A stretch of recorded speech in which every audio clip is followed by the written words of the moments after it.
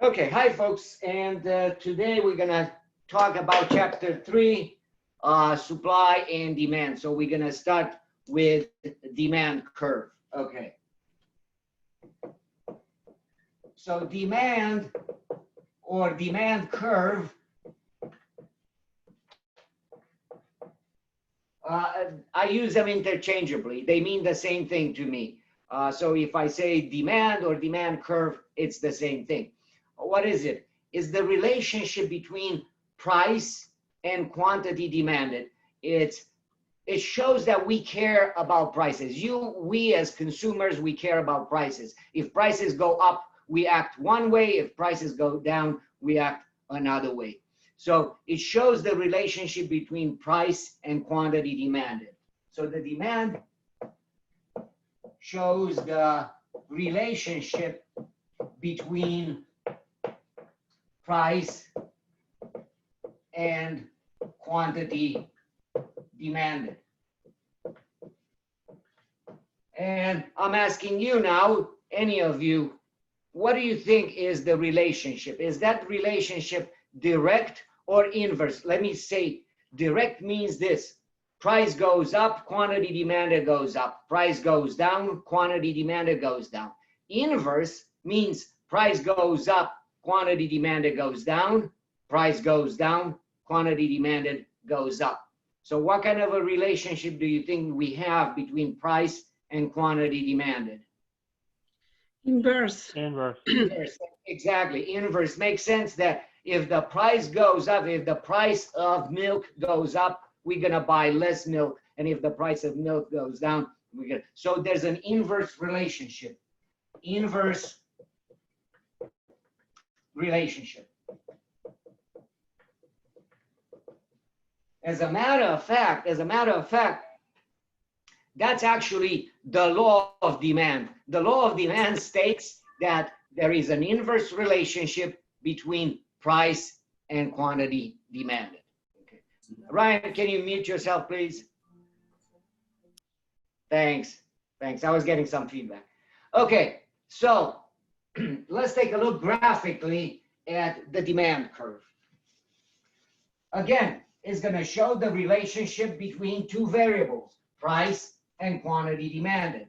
So on a graph, on one axis, we're going to put the price, and on another axis, we're going to put the quantity demanded. Quantity on the x-axis, price on the y-axis. And we've already established that there's an inverse relationship. In other words, if price is high, quantity demanded is low. If price is low, quantity demanded is high. So when price is high, quantity demanded is going to be low. And when price is low, quantity demanded is going to be high.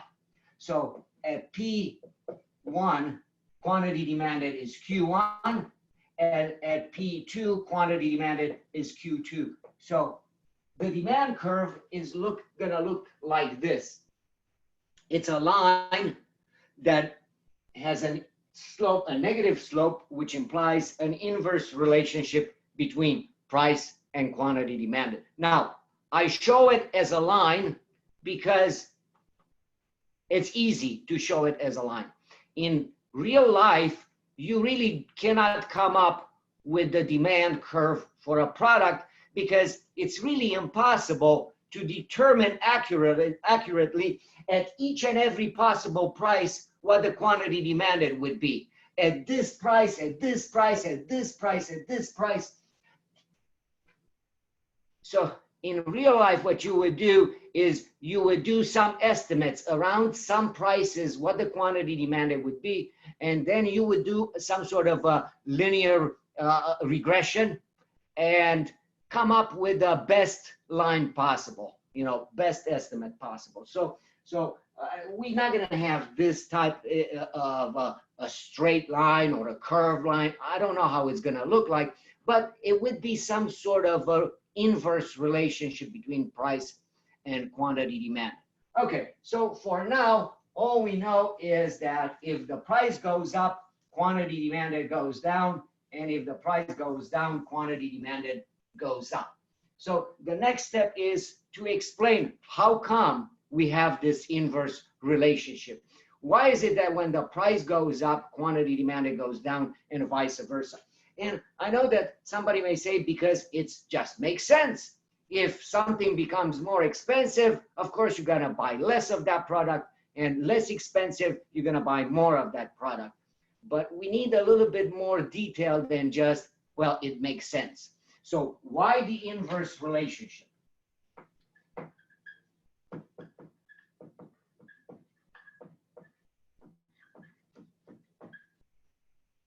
And economists came up with two reasons for the inverse relationship. One is the substitution effect.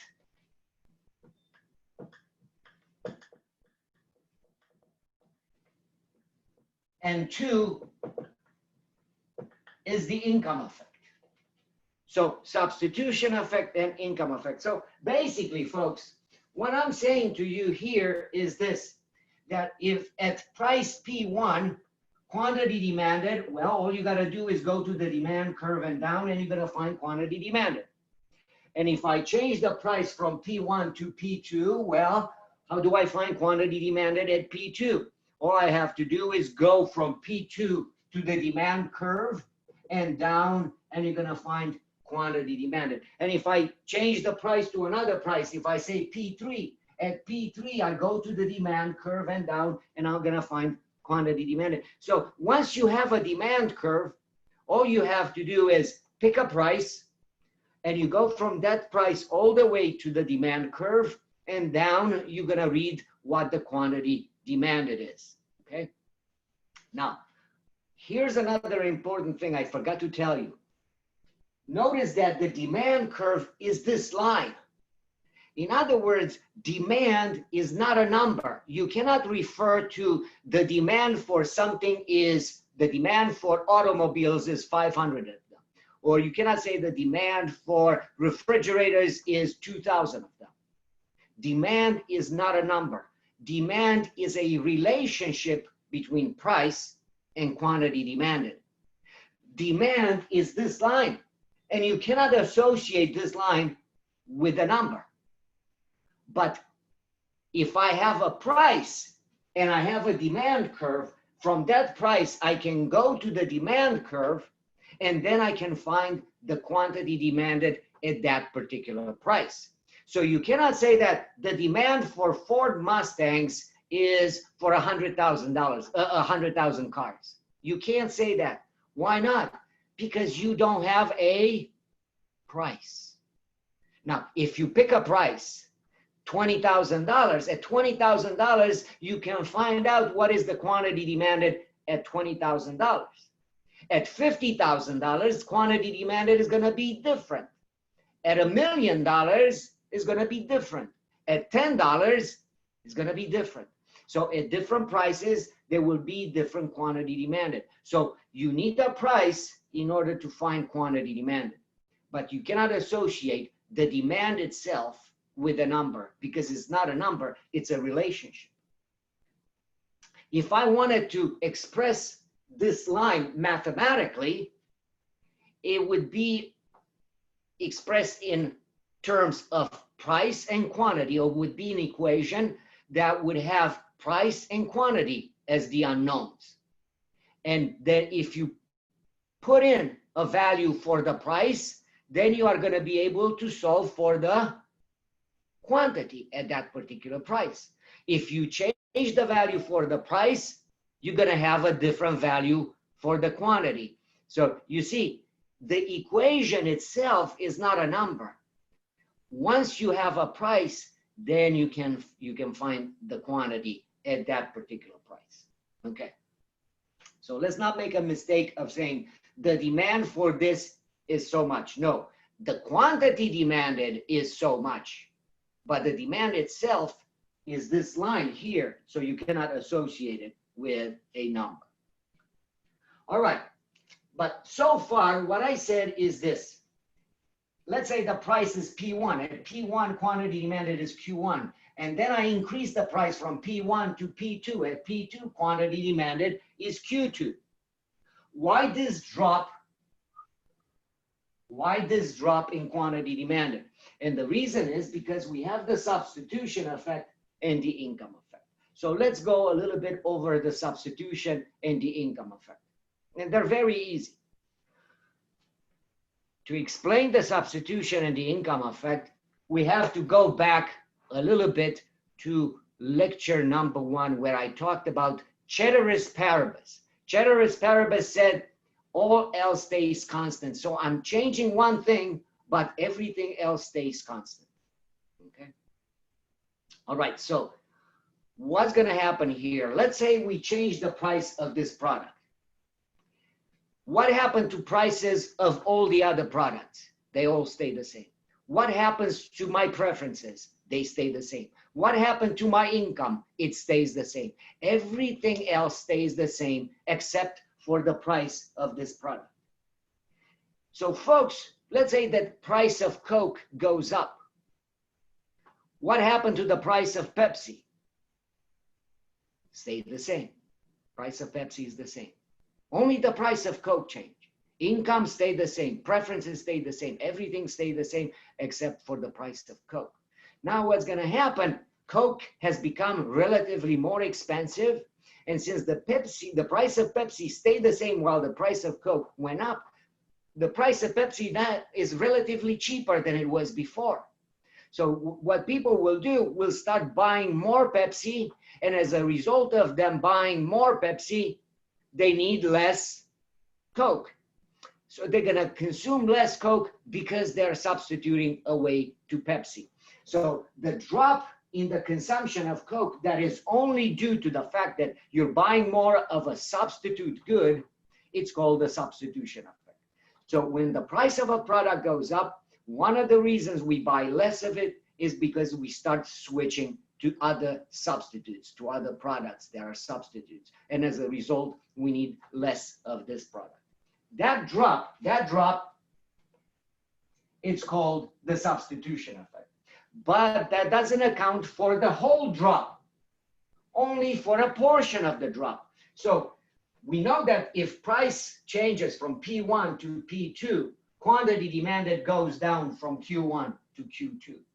But in part goes down because of the substitution effect, but also in part goes down because of the income effect. Well, what does the income effect look like? Well, it goes something like this. When the price of a product goes up and everything else stay constant, income the same, prices of all the other goods stay the same. Folks, when the price of a product goes up and everything else stay the same, what is happening to the purchasing power of your money that you have in your pocket? The purchasing power of your money goes down. And because the purchasing power of your money goes down, it's as if you've been made poorer. And as a result, you're going to buy less goods, including less of this product. So when the price of a product goes up and you've been made worse off because of it, and because you've been made worse off, you're going to buy fewer of those products. That drop in the consumption is called the income effect. So it's not because you're buying something else. That's the substitution effect. It's because you've been made poorer. That's the income effect. Because it bit into the purchasing power of your money. So that increase in the price, it costs you some of your purchasing power, and as a result, you're going to buy less.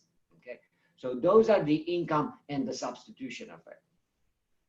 Now, the book really doesn't go into detail over them, and I'm not going to go into detail. In class, I usually demonstrate graphically the income effect or the substitution effect or the income effect. So I go over them because the proof is rather ingenious, let's say. Very, very, very neat proof graphically. How do we show the income effect? How do we show? But I'm going to leave it out for the online classes. All I can tell you is that obviously for different products, the income and the substitution effect will impact differently. In other words, for one product, if the price goes up, one effect is huge and the other effect is small. And for another product, the income effect, let's say it's small, and the substitution effect is big. Okay. And here, maybe any of you, if you want to unmute yourself, let me ask you this. Let's say we're looking at Coke, and I increase the price of Coke. And as a result, we notice that the consumption on Coke goes down. What do you think impacts most of the drop in the consumption of Coke? Is it the substitution or the income effect? Is it because we switched to something else or because we've been made poor? Income? I hope not. I hope not. I hope that you don't say, oh my God, the price of Coke went up. I've been made poorer. I better drop my consumption. I hope that it's probably the substitution effect. So if the price of Coke goes up, you buy less Coke because you're buying more Pepsi. Yeah, exactly. On the other hand, how about the price of gas? The price of gasoline goes from $4 a gallon to $10 a gallon. And as a result, you're gonna buy less gasoline, you're gonna take fewer trips, you're gonna ride the bus or whatever. What would cause most of the drop in the gasoline? Is it the substitution effect or the income effect? Income. Income, yeah, you've been made poorer, and because of that, you're gonna buy less gas, right? So you see, different products will be impacted differently when the price changes. So you cannot say that, well, income accounts for 50% and substitution. No, different products will be impacted differently. So that's why probably the book really doesn't go too much into the income and the substitution effect. So basically, when you see on a graph, when you see in the book a change in the price, and as a result, there's a change in quantity demanded, the change in quantity demanded will be due to both income and substitution effect, both of them together. So we're not going to separate them, okay? But we know that there are two separate reasons why when price changes, quantity demanded changes. Okay, so let's get into something new, and that is changes in demand versus changes in quantity demanded.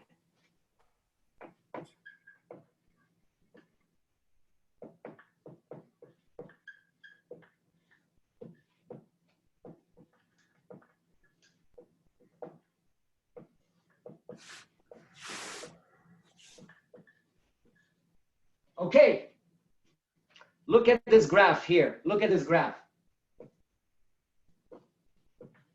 Price, quantity, here's a demand curve. And I'm going to change, I'm going to pick a price, P1. And at P1, quantity demanded is Q1. And change then the price from P1 to P2. And at P2, we go all the way over to the demand curve, and down we can read what the quantity demanded is, Q2. What caused quantity demanded to change? And what caused the quantity demanded to change from Q1 to Q2 was the change in the price. And as a matter of fact, only a change in price can change quantity demanded. Unfortunately, the board is a little bit small, so I gotta erase. So only a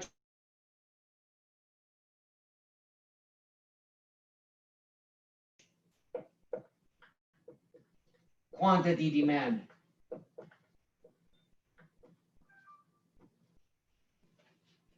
Price is the only thing that can change quantity demanded. And it's very simple. It's because the demand represents a relationship between price and quantity demanded. You change the price, you're going to get a different quantity demanded. Another price, another quantity demanded. Remember, demand, we can represent it algebraically as the equation of a line that has two unknowns, P and Q. And if I change the P, I'm going to get a different Q, another P, another Q. So, of course, only price can change quantity demanded. But here is a change in demand, which is completely different from a change in quantity demanded. Here's a change in demand.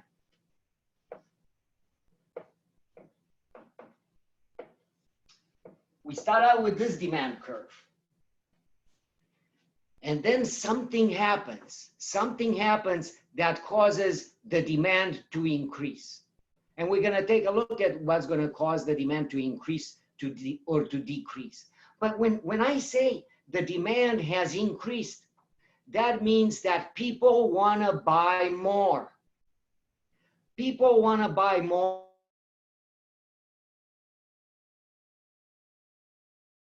Demand increases, that means that this demand curve is no longer valid. That's the old demand curve. Now we have a new greater demand for the product. So what I'm going to do is I'm going to shift the demand to the right. That shows an increase in demand. What that says is this. At this price, at P1, before people were willing to buy Q1. But now they're willing to buy more Q1 prime. At this price, at P2, before people were willing to buy this quantity, Q2. But now something happened and people are willing to buy more, Q2 prime.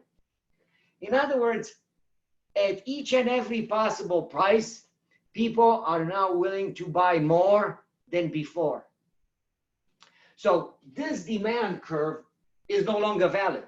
Now we have a brand new demand curve, which shows that at this price, this is the quantity demanded. At this price, this is the quantity demanded. At this price, this is the quantity. At this price, this is the quantity demanded. So at each and every possible price, people are willing to buy more than before.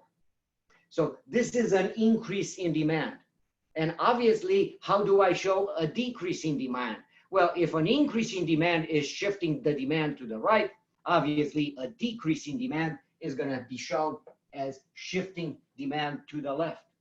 In other words, at each and every possible price, people are willing to buy less than before. So something happened, and people are willing to buy less than before.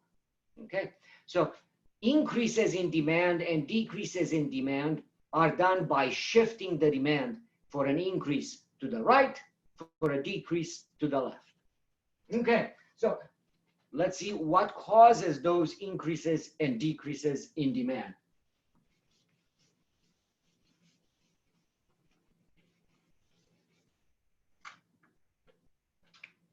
One will be a change in preferences. So what causes demand to change? A change in preferences.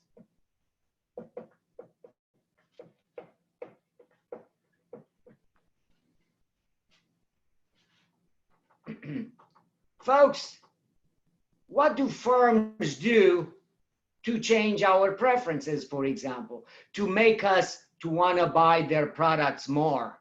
What do? They advertise. Exactly, advertising. Advertising, it is meant to increase the demand, to shift the demand to the right, to get us to buy more of their product, regardless of the price.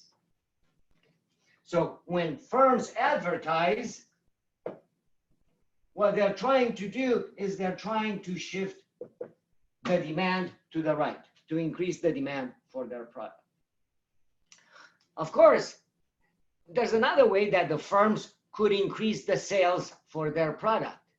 They could also lower the price of their product. But if they lower the price, quantity demanded, we know from the law of demand, price goes down, quantity demanded goes up. But with advertising, they don't have to lower the price, because with advertising, people will want to buy more regardless of the price of the product. Okay. So if Crest is very successful in their campaign, people are going to say, well, we're going to buy Crest. I'm going to buy Crest no matter what. It doesn't matter what the price is. I'm going to buy Crest.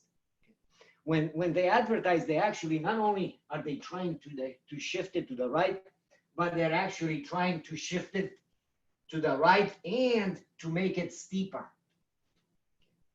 Because the steeper the demand curve, the more you can raise the price, and you're not going to lose much in sales. Imagine that the ad campaign was so successful that this demand curve not only becomes steeper, but becomes vertical. What would you do immediately? You would raise the price to infinity, because you're not going to lose any sales. Of course, it's impossible to have a vertical demand curve, but certainly you can make it steeper. So shift it to the right and also make it a little bit steeper. That's creating brand loyalty. All right. So change in preferences, that's one thing that would cause the demand to shift.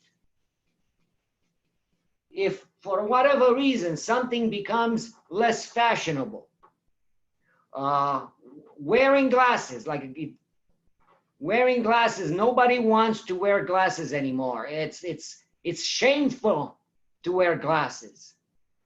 Well, what's going to happen to the demand for glasses? It's going to go down. It's going to shift to the left. So a change in preference either increases the demand or decreases the demand. Okay. Other things that will change demand. Change in incomes.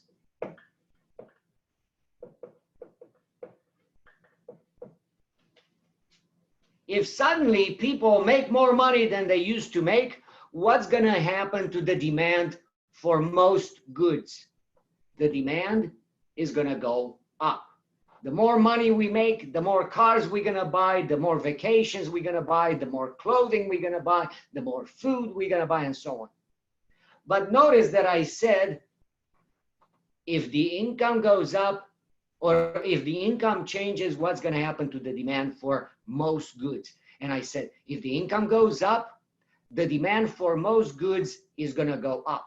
And obviously, if the income goes down, the demand for most goods is going to go down. But if I said for most goods, that implies that it's not valid for all goods. So that means there are some goods where this idea where the more money you make, the more you buy, the less money you make, the less you buy, doesn't work. So that means that there are some goods where it's exactly the opposite. The more money we make, the less we buy, the less money we make, the more of those goods we buy. Any example? What do you think? Because most goods, the more money we make, the more we're going to buy. The less money we make, the less we're going to buy. That's with most goods. But what would be an example of something where the more money I make, the less of those goods I'm going to buy? The less money I make, the more of those goods. Can you give me an example? The meat and the chicken. When you have more money, you buy more red meat. But Okay. when you have less income, you buy more chicken. So Okay, it's up and down. Okay. So you're saying that the more money we make, the less chicken we're gonna buy. And okay. I to a certain extent I agree with that, but yes. Any other examples? In general, Hello. I generic think things like yeah. things like rice, beans, like cheaper staple goods. You buy more of those. Yeah, exactly. Let me ask you this question. What do you think? So generic brands, for example, when you're gonna make a ton of money, you're no longer gonna go into Vons store and buy soap that says soap on it, right? Or beer that says beer on it. How about lotto tickets? Are lotto tickets a normal good or an inferior good? Normal goods, more money, the more you buy, less money, less you buy. Inferior goods, the more money you make, the less you buy, the less money you make, the more you buy. What do you think about lotto tickets? Inferior good. Yeah, I would expect, yeah, I would agree. You know, that's why you don't get to meet Bill Gates in 7-Eleven buying lotto tickets, because it's probably an inferior good. Okay, so folks, for another thing that's going to change the demand is going to be a change in prices of related goods. So here, I'm not going to change the price of my good, because I know that when the price of my good changes, the demand does not change, is the quantity demanded that changes. We move from one point on the demand curve to another point on the demand curve. So I'm going to change the price of another good. Okay, so let's show that on a graph.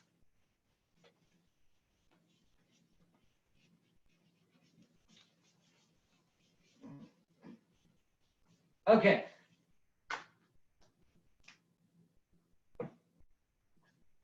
Well, how can goods be related? They can be related in only two ways. Goods can be substitutes or they can be complements. If they are neither substitutes nor complements, then those goods are not related. Give me an example of two goods that are substitutes. Anyone? Just yell it out. Two substitutes. Coke and Pepsi. Of course. Coke and Pepsi.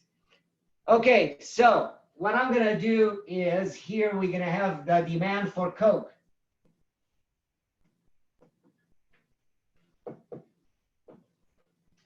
And what I'm going to change is the price of Pepsi. Let's say that the price of Pepsi goes up. What would you expect to happen to the demand for Coke? Goes up. Goes up, exactly. So as the price of Pepsi goes up, people are switching to Coke and they will buy more Coke regardless of the price. They will buy more Coke at this price, more Coke at this price, more Coke at this price. So the demand for Coke is going to go up, is going to shift to the right. So when the price of a substitute goes up, the demand for our good also goes up.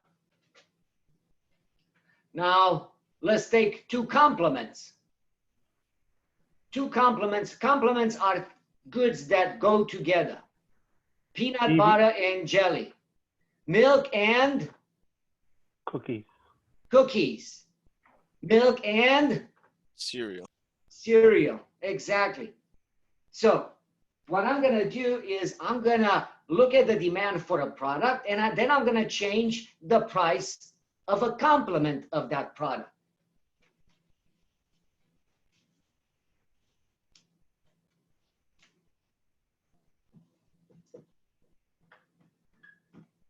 Here's the demand for cereal, just a normal demand curve. And then what I'm going to do is I'm going to increase the price of milk. As the price of milk goes up, what do you think is going to happen to the demand for cereal? Goes down. Goes down, exactly. The demand for cereal goes down. And let me just take you a little bit step by step in this process. Folks, when I increased the price of milk, what happened to the demand for milk? Nothing happened to the demand for milk. What happened to the quantity demanded for milk? quantity demanded for milk went down. So as far as milk is concerned,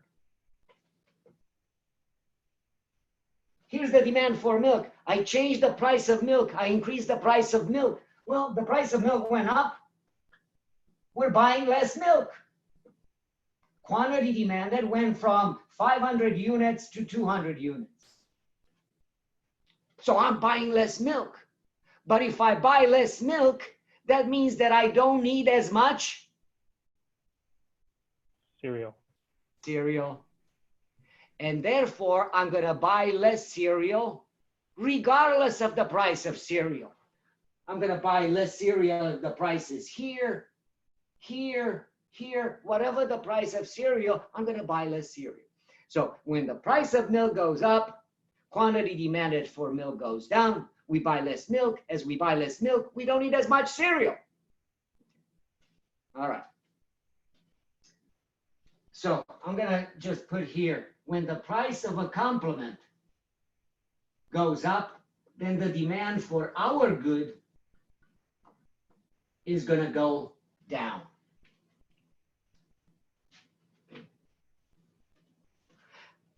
And folks, if the goods are not related, they are neither substitutes nor complements, that means that if the price of one good changes, what's going to happen to the demand for the other good? Anybody? If the price of milk goes up, what do you think is going to happen to the demand for tires? Nothing. Nothing. Because they're not related. Who cares? Exactly. Okay. We're good with this. We're good with demand.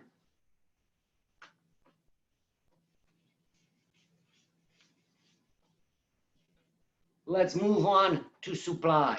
Okay. And then we're going to be able to put demand and supply together. So supply, what does supply show? Supply or supply curve, again, they mean the same thing to me. Basically, it shows the relationship between price and quantity supplied of all goods and services. The same way the demand showed the relationship between price and quantity demanded, this one shows the relationship between price and quantity supplied. What does it tell me? Well, with a demand curve, it told me that we as consumers, we care about prices. We are not indifferent to prices. Prices go up, we buy less. Prices go down, we buy more. So we care about prices. The fact that there's a relationship between price and quantity supplied, that means that firms, the suppliers, they also care about prices. They're not indifferent to prices. So if the prices change, the quantity supplied is going to change too. They will change how much they produce. So they care about prices. Well, this a supply or supply curve shows the relationship between price and quantity supplied.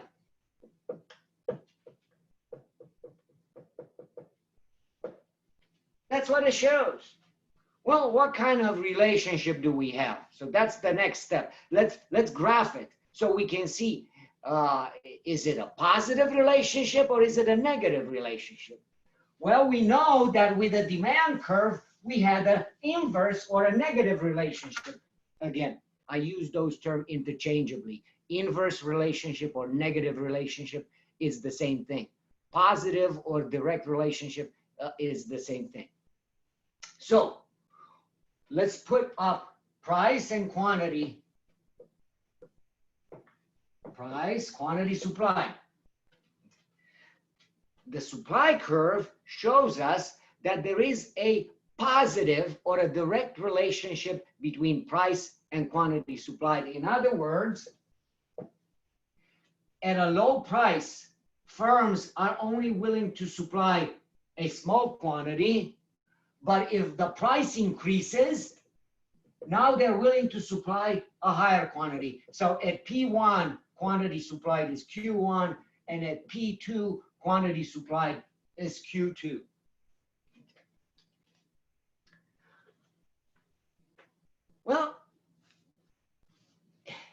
it may not be quite as intuitive as the explanation for how come demand, there's an inverse relationship.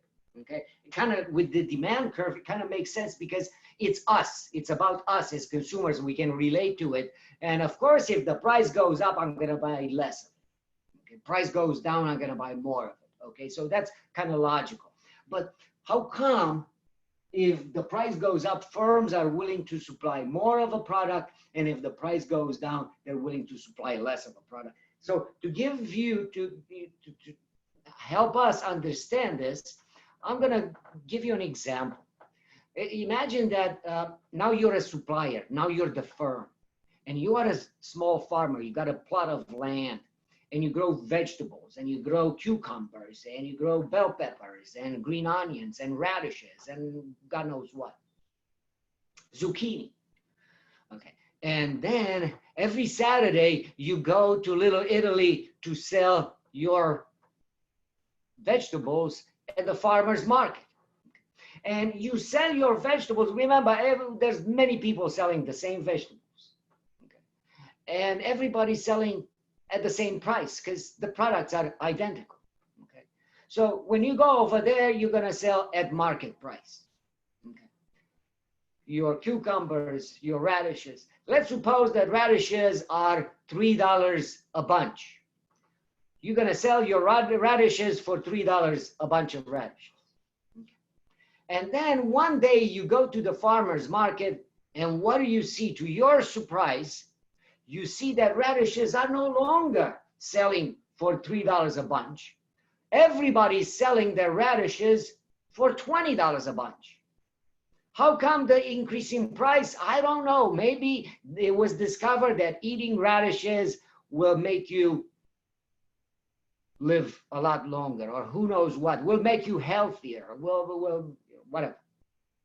For whatever reason, the demand for radishes has increased, and as a result, now you can sell radishes for a higher price. Well, what are you going to do when you get home to your plot of land? You're going to remove cucumbers, you're going to remove some of the bell peppers, and then you're going to plant radishes.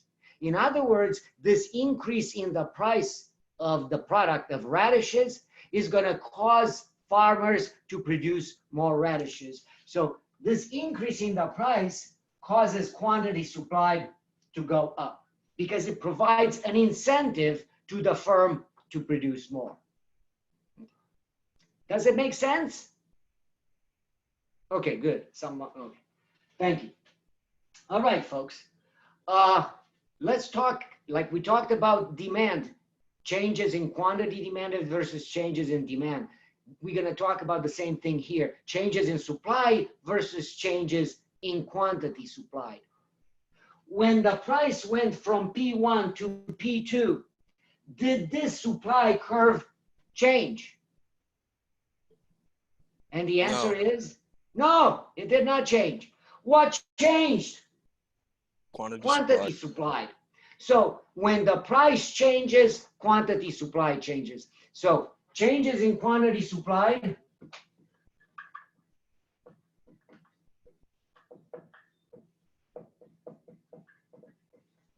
only a change in price. So only a change in price can cause a change in quantity supply. Now, let's take a look at, well, what's going to cause a change in supply? Because a change in supply means that the whole curve shifts either to the right or to the left. To the right is going to be an increase in supply. To the left is going to be a decrease in supply. So let's show here on this graph an increase in supply and a decrease in supply. So I'm going to put it a little bit here. Here's the original supply curve, and I'm going to show an increase in supply. Well, what I'm going to do is I'm going to shift it to the right because it says at this price, before firms were willing to supply this quantity, now this quantity, now more. At this price, before and after. So as you can see, at each and every price, at each and every possible price, firms are willing to supply a higher quantity than before. Therefore, if at each and every possible price, firms are willing to supply a higher quantity than before, that means that this supply curve is no longer valid. We have a brand new relationship between price and quantity supplied. At each and every price, quantity supplied is going to be different. It's going to be higher than it was before. And obviously, this is an increase. And if I shift the supply to the left, then we have a decrease. So this represents a decrease in supply. Shift to the right, increase. Shift to the left, a decrease. Just like we had with demand curve. Okay, so let's see what's going to cause a change in supply.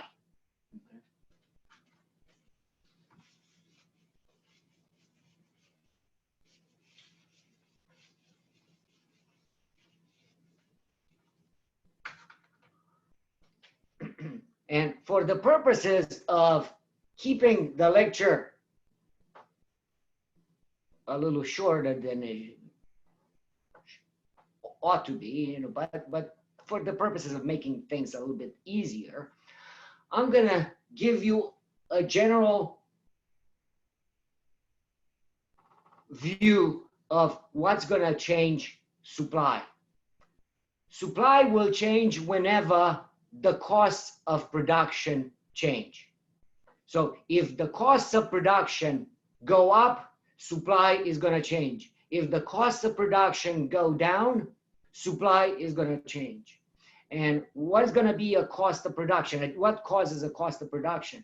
A cost in a change in the price of the resources, land, labor, capital. If the price of labor goes up, supply is going to go in one direction. If the price of labor goes down, supply is going to change again. Let's see what happens when the cost of production go up and what's going to happen to the supply. Okay. And for that, my example is going to put you in the place of a producer. So now you're not a consumer, but you are the producer. You're the supplier, if you will. And let's say that you produce furniture, very simple furniture, very easy to be put together, and you're gonna pay your workers the least amount that you can get away with. You're gonna pay them minimum wage. Okay, so here is your factory that supplies tables. Let's say that that's what you manufacture, tables. Here we show the supply of tables. And given the price of tables, you're gonna supply a smaller quantity or a higher quantity. So if the price of table is higher, you're gonna supply a higher quantity. If the price of tables is lower, we're gonna supply a lower quantity of tables. So we have a normal looking supply curve. Now what I'm gonna do is I'm gonna change the costs of production. Let's say that minimum wage goes from, let's say, $12 an hour to $36 an hour. Question for you is, will you hire the same amount of workers, more workers, or fewer workers? Fewer. Fewer. And if you have fewer workers, will you be able to produce the same amount of tables, more tables, or fewer tables? Fewer tables. Fewer tables, regardless of the price of the table. In other words, if the price of table was here before minimum wage went up, you are producing this quantity. Now with fewer workers, you're going to produce this quantity.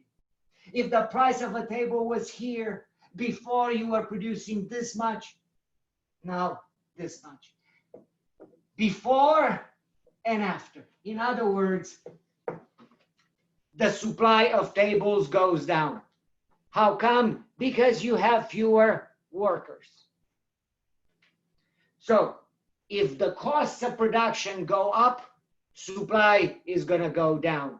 If the costs of production go down, supply is going to go up. Let's think about the opposite. Let's say that they do away with minimum wage. And now you can get away with hiring workers for $3 an hour. You're going to hire more or fewer? And obviously the answer is you're going to hire more. Therefore, you're going to be able to produce more tables regardless of the price of the tables. And in that case, supply is going to shift to the right. Okay. So, in general, for changes in supply, what causes changes in supply? If there's a change in costs of production.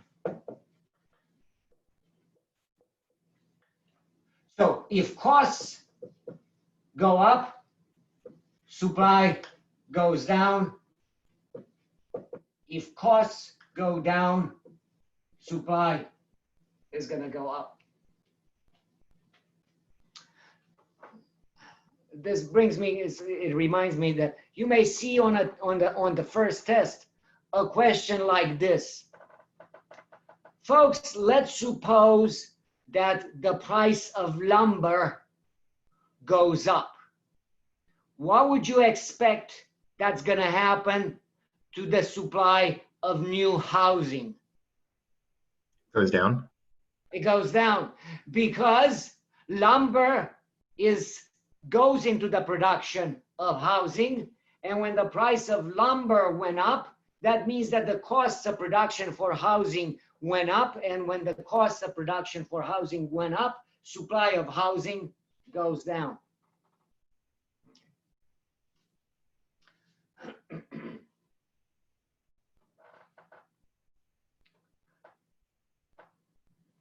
So anytime you see an increase in the cost of production, you should shift the supply to the left. You're going to decrease the supply for that product that for which the cost of production have increased, okay, and vice versa. Okay. Questions so far? Okay. So we've done changes in demand and changes in quantity demanded. We've done changes in supply and changes in quantity supply. So now we can put supply and demand together. So let's put supply and demand together.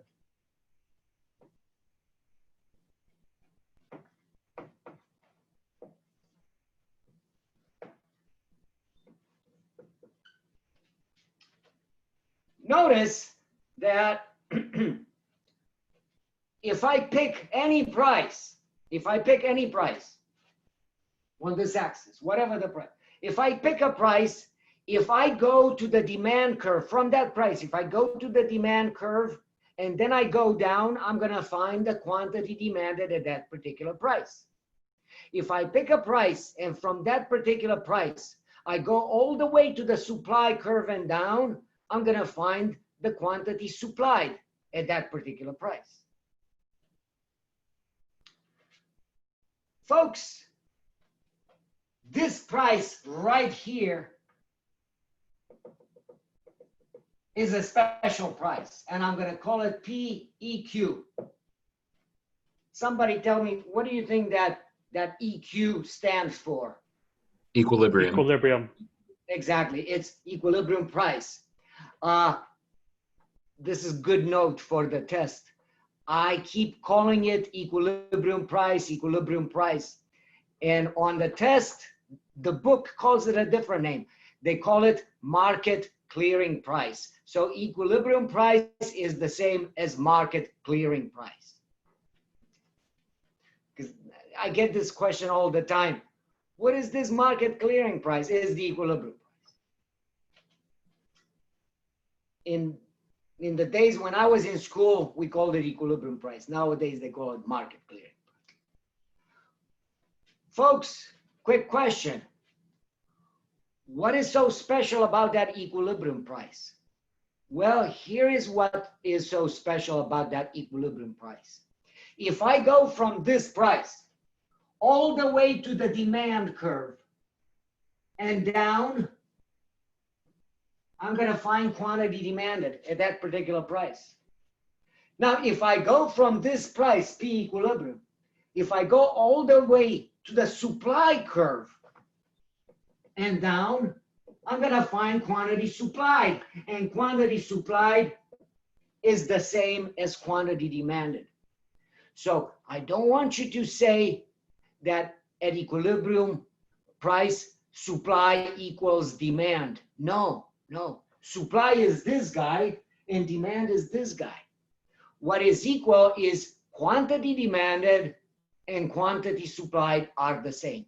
Quantity demanded is 500 units, quantity supplied is 500 units. So that is what's so special about that equilibrium price, that quantity demanded equals quantity supplied. Folks, there is no other price other than equilibrium where you're going to have quantity supplied equals quantity demanded. And it's called an equilibrium price because it's a stable price. Price doesn't want to change from that equilibrium price. Let's pick a different price. Well, a different price is going to be either a price that is above or a price that is below. Okay? So let's pick a price that is above, P1.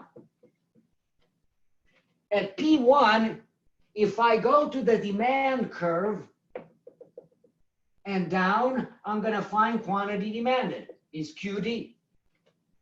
At P1, if I go to the supply curve and down, I'm going to find quantity supplied.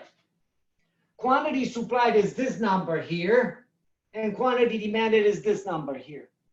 So quantity supplied may be 800, and quantity demanded is only 300. Is that called a surplus or a shortage? What do you think? Quantity supplied exceeds quantity demanded. Surplus.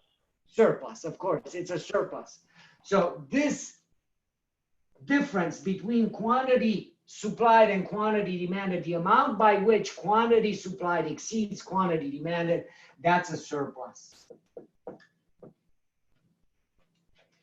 And when firms accumulate surpluses, will there be pressure on the price to stay the same, to go down, or to go up? Go down. To go down, exactly. To go down. So when there is a surplus, there's going to be pressure on the price to go down. As long as there is a surplus, there's still going to be pressure on the price to go down. When will there be no more pressure on the price to change? When quantity supplied equals quantity demanded and there is no surplus.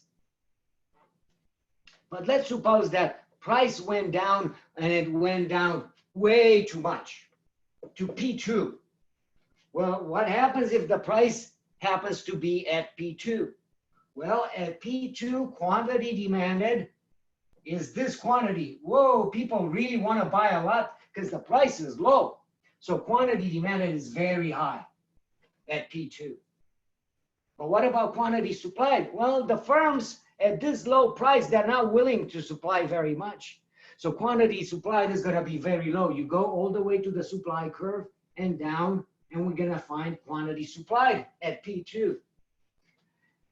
You see that quantity demanded exceeds quantity supplied. Quantity demanded is, let's say, for 1,000 units, and quantity supplied is only for 100 units.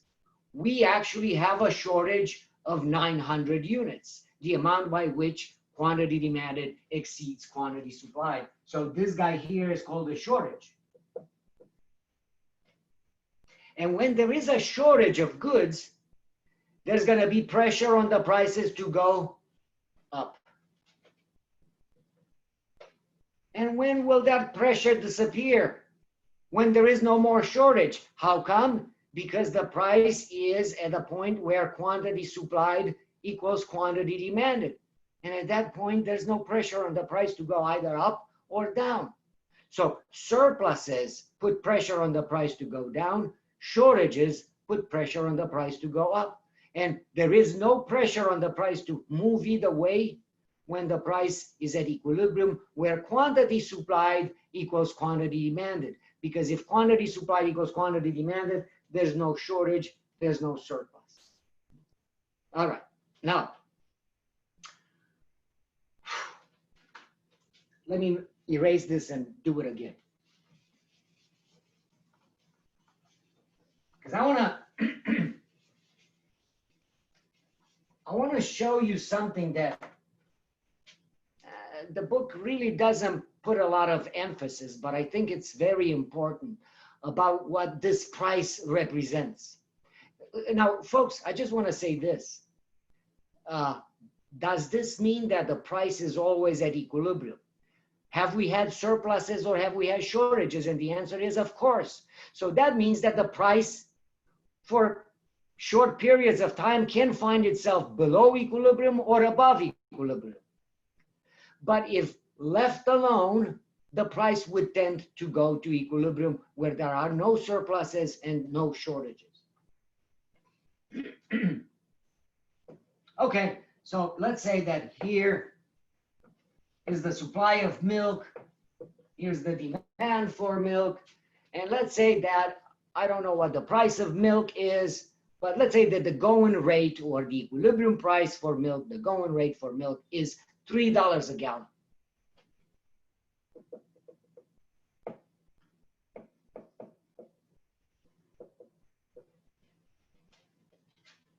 Obviously, at that price, quantity that's going to be sold in the market is going to be this amount of milk. 1 million gallons. Whatever, 1 billion gallons, whatever, it doesn't matter.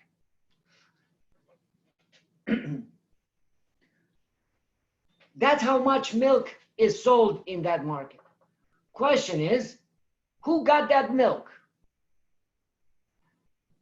And the answer is, well, people got that milk.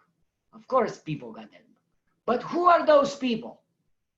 And the answer is the people who are willing to pay $3 or, and I want to hear any of you, anybody who is willing to pay $3 or Less. If the price of milk is $3 and you go to Vons and you say, ooh, I'm only willing to pay $1, how much milk you going to come out of Vons with? 0. 0. So who's getting this milk? Anybody and everybody who is willing to pay $3 or? Up. Up, more, exactly. So anybody who's willing to pay $3 or more, they're going to get the milk. They're going to buy this 1 million gallons of milk. Bill Gates may be willing to buy milk for $1,000 a gallon. 1,000 is nothing to him.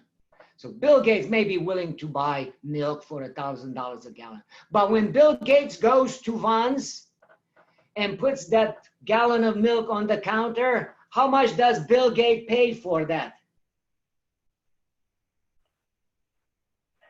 $3. $3 Or more. No, they're not going to pay $3 or more. They're going to pay $3. He's willing to pay $1,000. Doesn't have to pay $1,000. They only pay $3. But notice something, that everybody who was willing to pay $3 or more, they're going to get their milk at $3. But the demand for milk doesn't stop here. The demand for milk keeps going down and down like that, which implies that people would have bought more milk, but only if the Price was lower. Exactly. If the price was lower, like here, oh, people would have bought a ton of milk. But the price is $3. So all those people who were willing to buy for 50 cents or 25 cents or $1 or $2, no, they're not going to get it. Folks, remember that this was from chapter 2. We have unlimited wants but coupled with limited resources. There's only so much that we can produce. And therefore, we can only consume so much. We cannot consume as much as we like because we don't have infinite amount of goods because we have finite resources. Well, in this case, what the price of milk does is rations. Who gets it and who doesn't get it. That's what prices do. They ration who gets and who doesn't get. So the function of prices in our society is very, very important because it determines whether you're gonna get it or you're not gonna get it. In this example, in the example of milk, I can tell you this, that I'm one of the lucky ones. I can get all the milk that I want. Can we say this about everybody? Can everybody get as much milk as they want? And the answer is no, because the price rations them out. So now, in the case of milk, I'm one of the lucky ones. I can get as much milk as I want at $3 a gallon. But let's change milk. Let's change milk with a different product. Let's change milk with Ferraris. And now we're not talking about $3 a car, but we're talking about $500,000 a car. That's the going rate for a brand new Ferrari. That determines who gets it and who doesn't get it. Am I going to be one of those here? Unfortunately for me, I'm going to be one of those here who would buy a Ferrari if the price of a Ferrari was $5,000. I would buy 5 of them.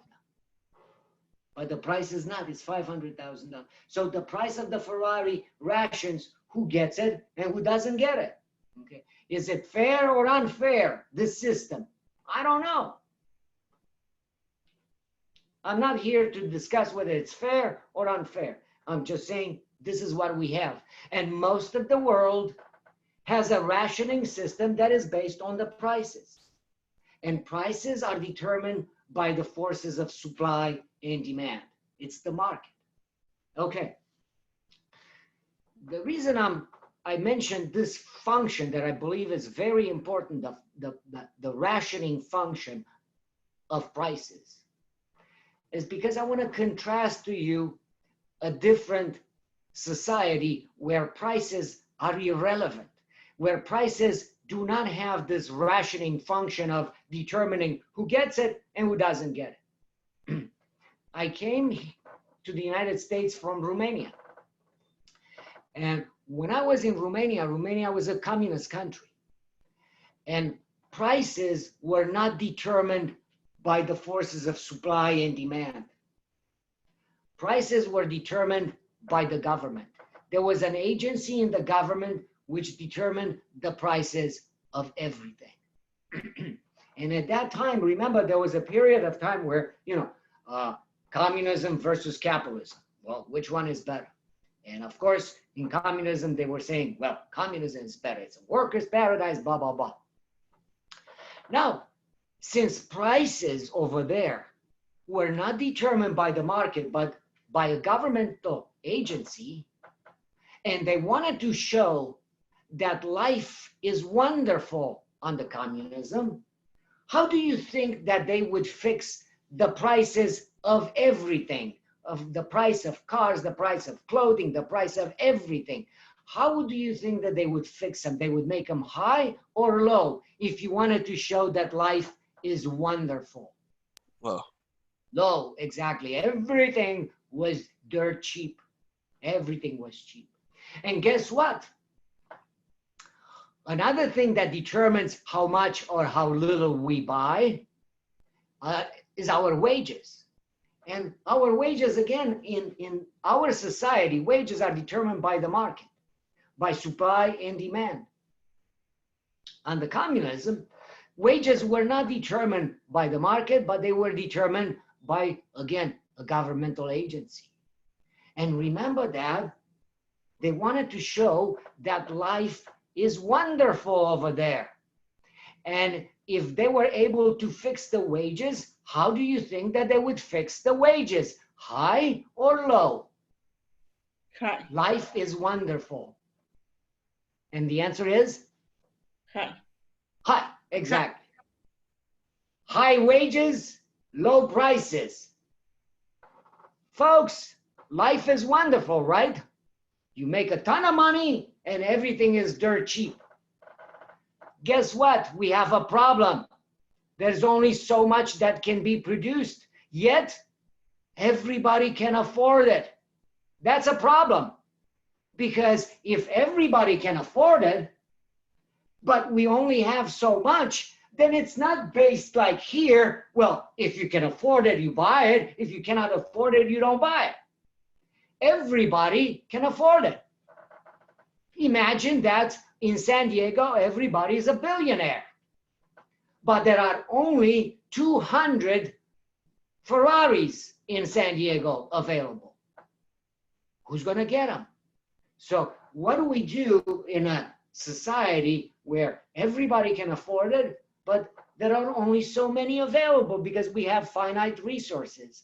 Then the goods are going to be distributed not on the basis of who can afford it buys it and who cannot doesn't buy it, but it's going to be determined on the basis of first come, first serve. So that's why if you ever see a movie that shows, or just you can go on YouTube and look at videos on life in Romania or life in communist countries, you're going to have huge lines of people because there are only so many goods available, yet everybody can afford it. Well, not everybody's going to get it. It is the first 100 people are going to get it, and the next 500 people, better luck tomorrow. So if in other words, folks, if the prices are too low, we're going to have a shortage. And when you have a shortage, it's no longer going to be who can afford it, because if the price is here, imagine this, the price of a Ferrari is $10,000. That's the price of a Ferrari, $10,000. And at $10,000, Ferrari is producing only 100 cars. But 1,000 of us want to buy them. How many Ferraris will there be sold in this market? I'm asking you. So there are 100 Ferraris available, and 1,000 of us are waiting to get those Ferraris. How many Ferraris will there be sold in this market? 100. 100. 100 is however many there are available. But 1,000 of us want to buy it. Well, who's going to get them? First come, first serve.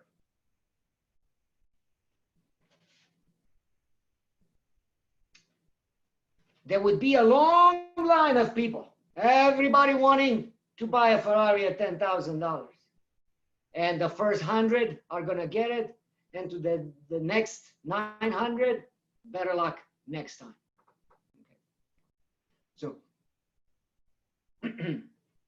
folks, do you see a long line of people outside Ferrari dealerships? No. No. Because the price is at equilibrium, and those who can afford the $500,000 bill, they're going to get them. And if you cannot, you're not going to stay in line, because you're not going to say, well, all I can afford is $10,000. Get out of here. Right? So, if the price, so do we have a situation like this in our country where the price is below equilibrium? It's not here, but it's here, and we have a shortage? Does this happen in this country? And the answer is yeah, Yes. Exactly. Of course it does. Of course it does. Give me an example where the price is below equilibrium and quantity demanded is greater than quantity supplied, and therefore we have a shortage. Toilet paper during the quarantine? Exactly, exactly. The toilet paper. Yeah, yeah. And was a very long line to get the toilet paper in Costco. So before you get Exactly. And when they there, ran out of sir. toilet paper, they ran out of it. And guess what? What if, so here's the toilet paper, and it's obviously now when the price is below equilibrium and we have a shortage, the goods, the toilet paper is going to be distributed not on the basis of who can afford it gets it, who doesn't get it, but it's going to be distributed on the basis of first come, first serve. And let me ask you this. If you are one of the lucky ones to get your toilet paper, what could you possibly do, you that are such an entrepreneur? Resell it. Exactly. Turn around and resell it at a higher price. Yep. Actually, could. there was a funny cartoons. Actually, it wasn't a cartoon. It was a picture. And they were showing the jewelry box at a Costco. And they had rolls of toilet paper inside the jewelry. So anyway.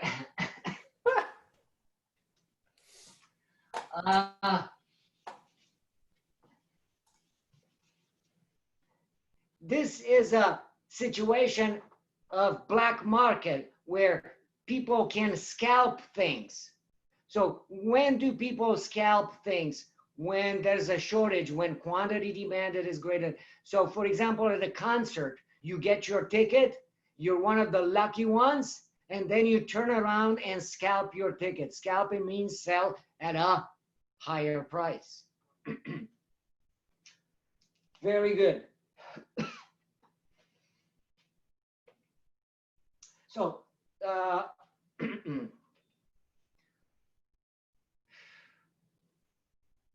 okay, at this point, I think that I'm done with chapter 3. So basically, next week, we're gonna do chapter 4. After we're done with chapter 4, microeconomics and macroeconomics will split up. So far, chapters 2, 3, and 4 are the same for both macro and micro. So we have another week where macro and micro will be the same. And after that, I'm going to have a lecture at 10:30 for the macro class and at 1 o'clock for the micro class. Okay, let me at this point stop the recording.